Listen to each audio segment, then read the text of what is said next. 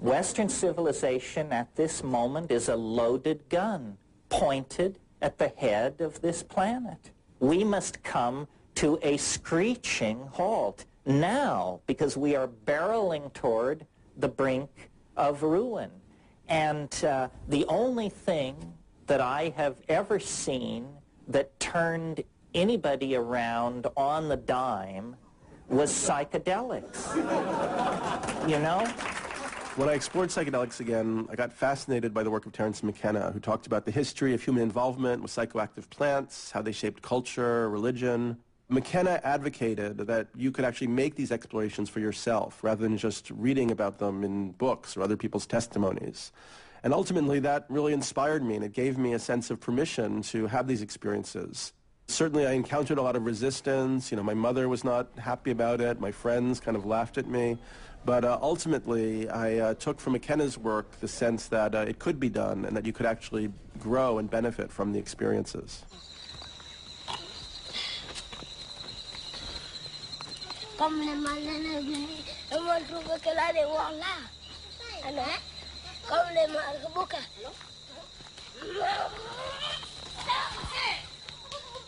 So I decided, since I was a journalist and I had these tools, that I would go and explore this whole other form of consciousness or awareness. For Vibe magazine, I ended up taking Iboga in an initiation ritual in Gabon.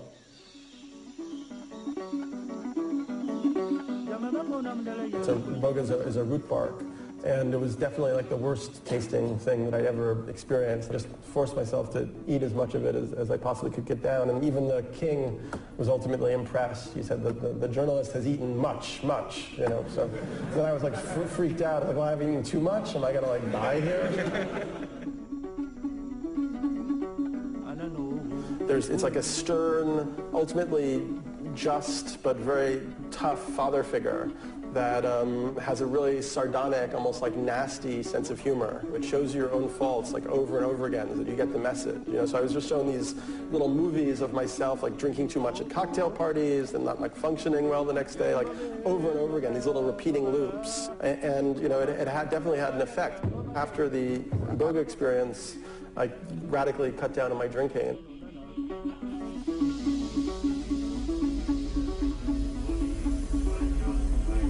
The main thing that struck me from that experience was one of the shamans said that when he looked at me, he could see the spirit of my mother's mother hovering over me, and that she had died recently, and she was protecting me. She was still possessive, and she was stopping me from seeing different aspects of the visionary worlds.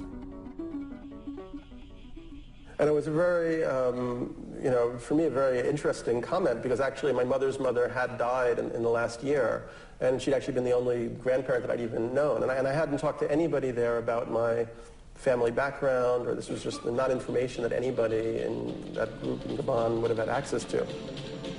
So it was one of the first experiences or indications I had that shamans are actually capable of accessing this kind of this other form of knowledge, you know, this other form of awareness where they bring in information that you couldn't access through ordinary channels.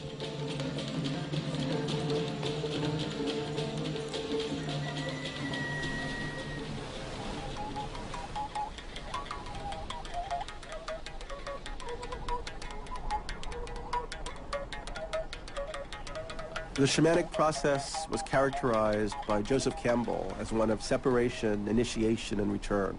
And what happens is that the shaman, the candidate, goes away from the tribe, he risks himself on a vision quest, and he receives new ideas, new myths, new information.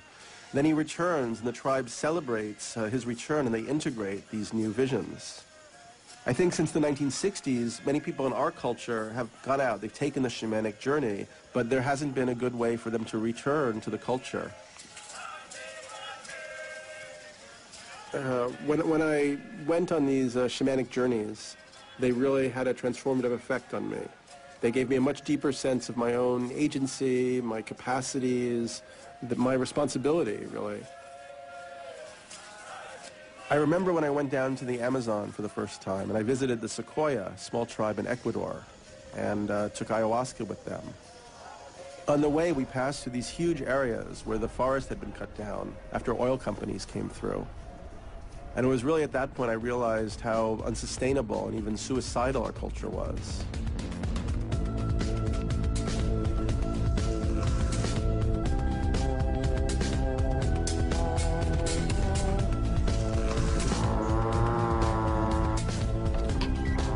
And then during the ayahuasca experience, I seemed to receive a lot of messages about our responsibility for the planet and also our ability to go beyond our personal healing process in order to help the healing of the collective.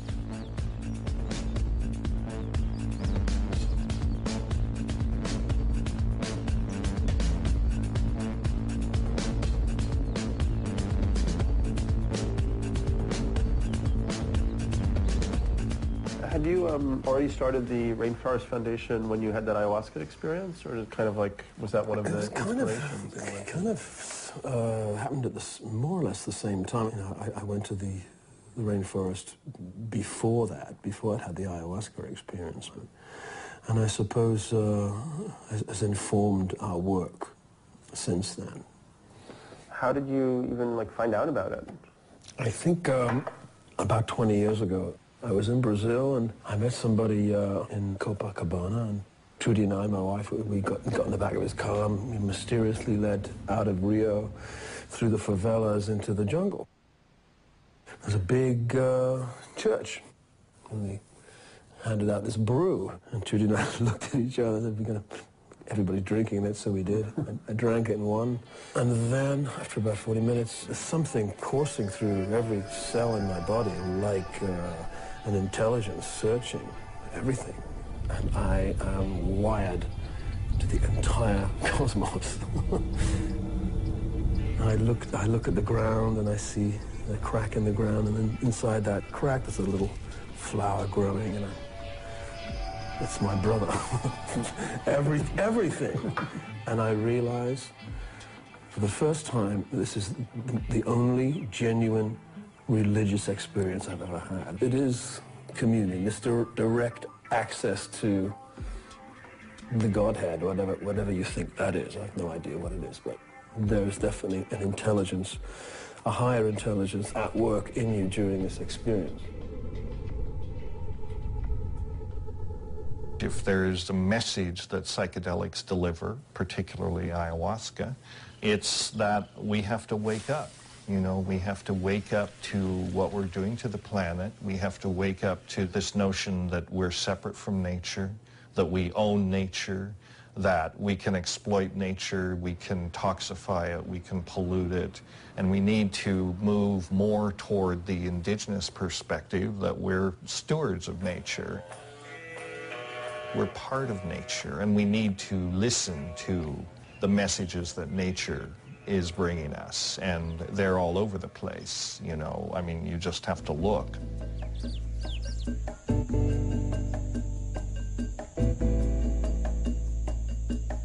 All around the world, there's the emergence of new kinds of consciousness.